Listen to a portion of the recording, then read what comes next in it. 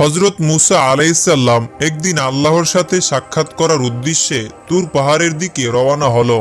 তুর পাহাড়ের উপর স্বয়ং আল্লাহ পাক রব্বুল আলামিন গায়বী আওয়াজের মাধ্যমে মুসা আলাইহিসসালামের সাথে কথা বলা শুরু করলো। মুসা আলাইহিসসালাম বললেন, হে আল্লাহ, আমি জানতে চাই জান্নাতে আমার সাথে কারা থাকবে।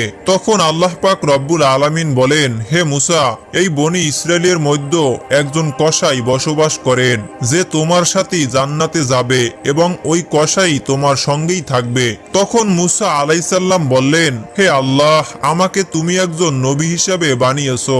আমার সঙ্গে নবী রাসূল, আল্লাহওয়ালা, বুজুর্গ এবং দরবেশ জান্নাতের মধ্যে থাকার কথা, আমার সঙ্গী হবার কথা, কিন্তু কসাই কেন?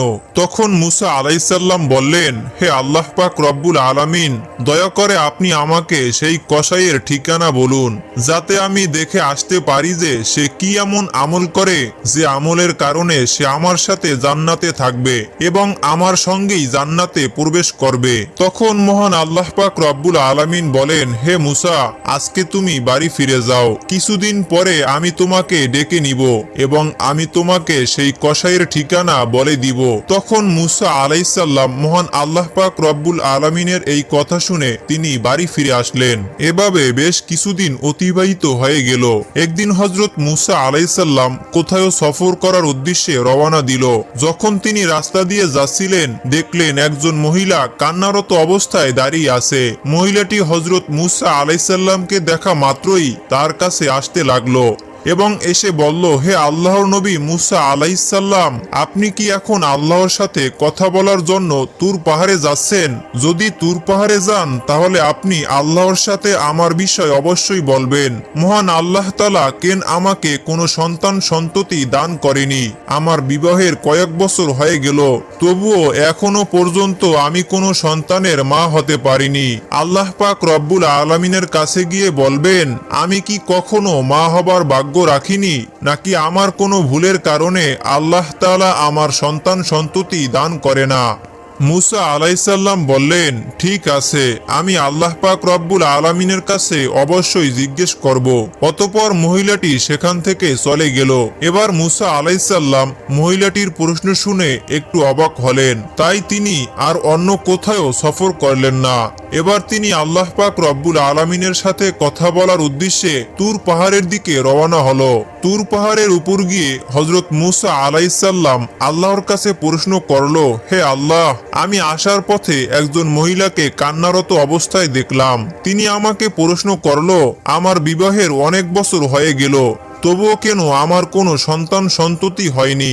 তখন মহান আল্লাহ পাক রব্বুল আলামিন এক গায়বী আওয়াজের মাধ্যমে হযরত মুসা আলাইহিসসালামের প্রশ্নের জবাবে বললেন, হে মুসা, তুমি বলে দিও ওই মহিলার ভাগ্যে কোনো সন্তান সন্ততি দান করা হয়নি, তাই মহিলাটি এত বছর পরেও মা হতে পারেনি। কন্যা বা পুত্র সন্তান আল্লাহ তাআলার পক্ষ থেকেই দেওয়া হয়, আল্লাহ যাকে দান করে সেই পেয়ে থাকে। অতঃপর মুসা আলাইহিসসালাম এই প্রশ্নের উত্তর শুনে বাড়ির দিকে রওনা হলো। বাড়ি আসার পথে হযরত মুসা আলাইহিসসালাম সেই মহিলাটির কথা মনে করলো, তাই বাড়িতে না গিয়ে সোজা সেই মহিলাটির বাড়িতে গেল। তখন মহিলাটি হযরত মুসা আলাইহিসসালামকে দেখে চমকে গেলেন এবং বললেন, হে আল্লাহর নবী মুসা, আপনি কি আল্লাহ তাআলার কাছ থেকে এই প্রশ্নের উত্তর জেনে এসেছেন? মহিলাটির এই কথা শুনে হযরত মুসা আলাইহিসসালাম বললেন, মহান আল্লাহ তাআলা বলেছেন তোমার ভাগ্যে কোনো সন্তান দান করেনি, তাই তুমি কখনো মা হতে পারবে না। এই কথা শোনার পরে মহিলাটির চোখ অশ্রু জলে ভরে গেল এবং জোরে জোরে কান্না করতে লাগলো। অতঃপর হযরত মুসা আলাইহিসসালাম সেখান থেকে চলে আসলেন। এই ঘটনার কিছুদিন পরে একজন আল্লাহওয়ালা এবং বুজুর্গ ফকির ওই মহিলাদের বাড়িতে গেল এবং বাড়িতে গিয়ে বলল, বাড়িতে কি কেউ আছেন? আমি একজন বুজুর্গ ফকির, অনেক দিন থেকে কিছু খাইনি, আমার খুবই খিদে পেয়েছে, দয়া করে আল্লাহর হস্তে আমাকে কিছু দান করুন, নিশ্চয়ই আল্লাহ পাক রব্বুল আলামিন তোমার নিয়ত পূর্ণ করবে। অতঃপর মহিলাটি ফকিরের এই কথা শুনে তাকে ঘরে আসতে দিল এবং ফকিরকে 4টি রুটি খেতে দিল। তখন মহিলাটি বলল, আপনি তো আল্লাহ তাআলার ফকির, আপনি একটু আল্লাহর কাছে দোয়া করবেন, আল্লাহ যেন আমাকে কোনো সন্তানই দান করেনি, আল্লাহ তাআলা যেন আমার আমাকে সন্তান দান করেন। অতঃপর ফকিরটি রুটি খাওয়ার পরে আল্লাহ পাক রব্বুল আলামিনের কাছে দোয়া করলেন, হে আল্লাহ, তুমি এই মহিলাটিকে সন্তান দান করো। এরপরে তিনি ওই বাড়ি থেকে চলে গেল। এদিকে এই ঘটনার প্রায় কিছু বছর হয়ে গেল। একদিন হঠাৎ হযরত মূসা আলাইহিসসালাম আবারও কোথাও সফর করছিলেন। হযরত মূসা আলাইহিসসালাম ওই মহিলাটির বাড়ির কাছ থেকে যাচ্ছিলেন। তখন হযরত মূসা আলাইহিসসালামের এই মহিলাটির কথা মনে পড়ল। এবার হযরত মূসা আলাইহিসসালাম তার বাড়ির কাছে গিয়ে দেখলো ওই মহিলাটি ছোট্ট সন্তান নিয়ে মনের আনন্দে খেলা করছে। মহিলাটি হযরত মূসা আলাইহিসসালামকে দেখে বাইরে চলে আসলো এবং বলল, হে আল্লাহর নবী মূসা, আপনি তো বলছিলেন আল্লাহ তাআলা আমাকে কোনো সন্তানই দান করবে না। আমার ভাগ্যে নাকি কোনো সন্তানই লেখা হয়নি, কিন্তু আল্লাহ তাআলা তো আমার একটা সন্তান দান করেছে। এটা শুনে হযরত মূসা আলাইহিসসালাম একটু অবাক হলেন এবং এই প্রশ্নের উত্তর জানার জন্য হযরত মূসা আলাইহিসসালাম তুর পাহাড়ের দিকে রওনা হলো। তুর পাহাড়ের উপর গিয়ে হযরত মূসা আলাইহিসসালাম আল্লাহকে জিজ্ঞাসা করলেন, হে আল্লাহ পাক রব্বুল আলামিন, আপনি তো বলেছিলেন ওই মহিলার ভাগ্যে কোনো সন্তান লেখা হয়নি, ওই মহিলার কোনো সন্তান হবে না, কিন্তু আজ আসার সময় দেখলাম ওই মহিলা সন্তান নিয়ে খেলা করছে এবং সন্তান পেয়ে খুব আনন্দিত এবং খুশি হয়েছে। হে আল্লাহ পাক রব্বুল আলামিন, এই ব্যাপারটি আমি কিছুতেই বুঝতে পারিনি।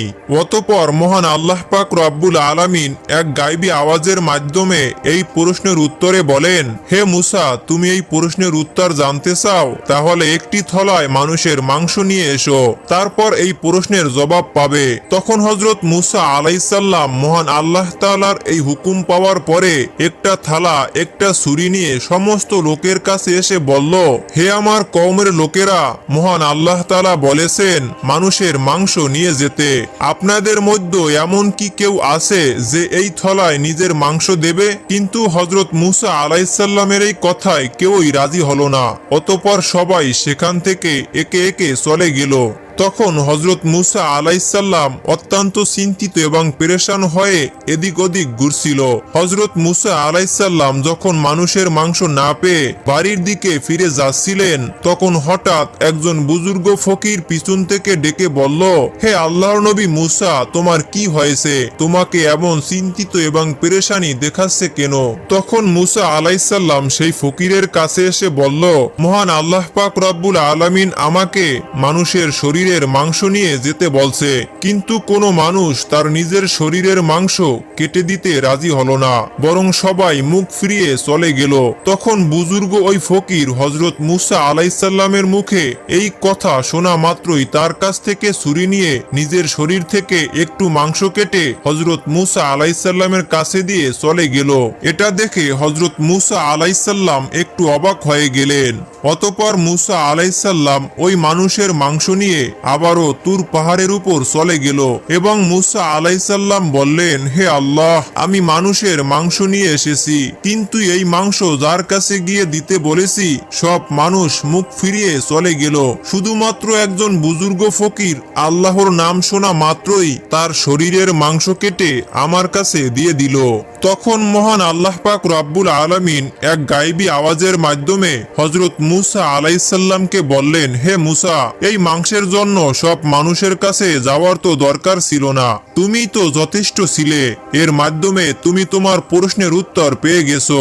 যে বুজুর্গ ফকিরটি আল্লাহর নাম শোনা মাত্রই তার নিজের শরীরের মাংস কেটে আল্লাহ পাক রব্বুল আলামিনকে দিয়ে দিয়েছে, ওই ফকিরের দোয়ার কারণেই সেই মহিলার সন্তান দান করেছি। হে মূসা, যে ব্যক্তি আল্লাহর রাস্তায় সবকিছু উৎসর্গ করে দেয়, সবকিছু দান করে দেয়, আল্লাহ তাআলা তাকে সব দিয়ে দেয়, এমনকি লেখা ভাগ্যকেও পরিবর্তন করে দেয় শুধুমাত্র তার দোয়ার কারণে। অতঃপর হযরত মূসা আলাইহিসসালাম আল্লাহ পাক রব্বুল আলামিনের এই উত্তর শুনে বাড়িতে চলে আসলেন। এরপর কিছুদিন অতিবাহিত হয়ে গেল। একদিন হযরত মূসা আলাইহিসসালামের মনে পড়ে গেল যে আল্লাহ পাক রব্বুল আলামিন বলেছিলেন কসাই তার সাথে জান্নাতের সঙ্গী হবে। এই প্রশ্নের জবাব জানার জন্য হযরত মূসা আলাইহিসসালাম আবারও তুর পাহাড়ের উদ্দেশ্যে রওনা হলেন। তুর পাহাড়ে গিয়ে হযরত মূসা আলাইহিসসালাম বললেন, হে আল্লাহ পাক রব্বুল আলামিন, আপনি বলেছিলেন কসাই আমার সাথে জান্নাতের সঙ্গী হবে। আমি জানতে চাই সে কসাই কি এমন আমল করে যে আমলের কারণে আমার সাথে জান্নাতে থাকবে। অতঃপর মহান আল্লাহ তাআলা গায়বী আওয়াজের মাধ্যমে সেই কসাইয়ের ঠিকানা বলে দিলেন। অতঃপর পরের দিন হযরত মূসা আলাইহিস সালাম একটি পথ অতিবাহিত হয়ে সেই কসাইয়ের ধারে উপস্থিত হলেন। কিছুক্ষণ পরে মূসা আলাইহিস সালাম দেখলেন এই মাংসগুলোকে নিয়ে তার বাড়ির পথে রওনা দিলেন। হযরত মূসা আলাইহিস সালামও কসাইয়ের পিছন পিছন রওনা দিলেন। এক পর্যায়ে তার বাড়িতে পৌঁছে গেলেন। হযরত মূসা আলাইহিস সালাম দূর থেকে তার বাড়িটিকে লক্ষ্য করে সেদিনের মতো সেখান থেকে চলে গেলেন। পরের দিন হযরত মূসা আলাইহিস সালাম আবারও সেই কসাইয়ের বাড়িতে গেলেন এবং বললেন, বাড়িতে কি কেউ আছেন? আমি একজন মুসাফির। কিন্তু বাড়ির ভেতর থেকে কোনো উত্তর এলো না। তখন হযরত মূসা আলাইহিস সালাম ভাবলো আসলেই বাড়িতে কেউই নেই। অতঃপর হযরত মূসা আলাইহিস সালাম আবারও সেই কসাইয়ের দোকানে উপস্থিত হলেন। দূর থেকে লক্ষ্য করলেন কসাই যখন মাংস কেটে একটি ভালো মাংসের টুকরো তার পাশে রেখে দিল, তখন একজন ক্রেতা বলল, ভাই কসাই, আমাকে তোমার পাশে থাকা ওই মাংসের টুকরোটা দাও, বিনিময়ে আপনাকে অতিরিক্ত দাম দেওয়া হবে। তখন কসাই বলল, আপনি আমাকে যতই দাম দেন না কেন এই মাংসের টুকরো আমি দিব না। তখন কসাই বলল, ভাই এটি আমার বাড়িতে নিয়ে যাব। তখন হযরত মূসা আলাইহিস সালাম মনে মনে ভাবলো বাড়িতে তো কেউই নেই। কসাইকে যখন ক্রেতা মাংসের বিনিময়ে অতিরিক্ত দাম দেওয়ার কথা বলছে, তা সত্ত্বেও কসাই কেন মাংস দিচ্ছে না, এটা হযরত মূসা আলাইহিস সালাম বুঝতে পারলেন না। অতঃপর ক্রেতা যখন মাংস নিয়ে চলে গেল, তার কিছুক্ষণ পর কসাই তার দোকান বন্ধ করে পাশে রাখা ওই মাংসের টুকরো একটি ব্যাগে করে তার বাড়ির দিকে রওনা হলেন। এটা দেখে হযরত মূসা আলাইহিস সালাম তার পিছু পিছু রওনা হলেন। কসাই যখন তার বাড়িতে উপস্থিত হলেন, এমন সময় হযরত মূসা আলাইহিস সালাম ঘরের বাইরে থেকে আওয়াজ দিয়ে বললেন, বাড়িতে কি কেউ আছেন? আমি একজন মুসাফির বলছি। তখন কসাই বাইরে এসে হযরত মূসা আলাইহিস সালামকে জিজ্ঞাসা করলেন, ভাই আপনি কে? আপনাকে তো ঠিক চিনতে পারলাম না। তখন হযরত মূসা আলাইহিস সালাম বললেন, আমি একজন মুসাফির। আজ রাতটুকু আপনার বাড়িতে আমাকে কি আশ্রয় দেবেন? কাল সকাল হলেই আমি আমার গন্তব্যের দিকে রওনা হব। কসাই বললেন, নিশ্চয়ই দেব, আসুন আমার বাড়ির ভিতর। কসাই বললেন, ওহে মুসাফির, আপনি এখানে বসুন, পাশের ঘরে আমার একটু কাজ আছে।